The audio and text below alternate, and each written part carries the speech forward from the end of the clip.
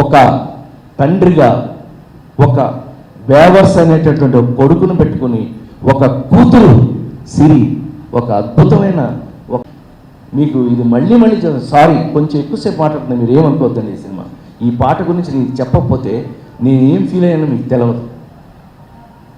ఒక తల్లి లేని వాడు తల్లిని చూసుకోవాలంటే కూతురులో చూసుకుంటా.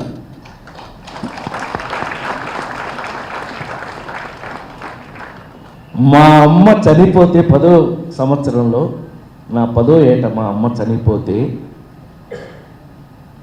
నేను ఒక రాజేంద్ర ప్రసాద్ అనే ఒక నటుడినైతే నటుడిగా 40 సంవత్సరాలు నటిస్తే దేవర్ సినిమాలో యాక్ట్ చేసినప్పుడు ఒక కన్న కూతురు కళ్ళ ముందు కన్న కూతుర్ని బలి ఇస్తే ఆ కన్న కూతురు మీద ఒక పాట రాయమని అడిగితే అది సుద్దాల అశోక్ తేజన్ రాయమని నేను అడిగితే అతను రాస్తే ఆ పాట వింటే first time Kashyap hats off to you.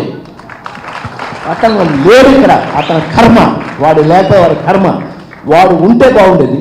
వాడు పాడితే ఆ పాటని ఫస్ట్ టైం మీరు నమ్మి తీరాలి. ఇంత ఎమోషన్ నాకు ఎందుకు వస్తుందని చెప్తున్నా. రమేష్ చెప్పాల నాకు ఆ పనికి మాలిన సెల్ ఫోన్లో వినిపిస్తే నేను ఏడ్చి ఆ రోజు సాయంకాలం ఇంటికి తీసుకెళ్ళి నాకు ఒకే ఒక కూతురు, దాని పేరు గాయత్రి, ఇంటికి తీసుకెళ్ళి దాంతో నేను మాట్లాడినాను. ఎందుకంటే లవ్ మ్యారేజ్ చేస్తున్నాయి, ఇవన్నీ మామూలు విషయాలయ్యా.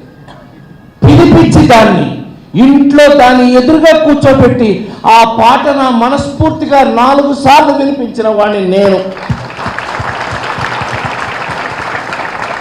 అదే ఇప్పుడు మీరు విన్న పాట.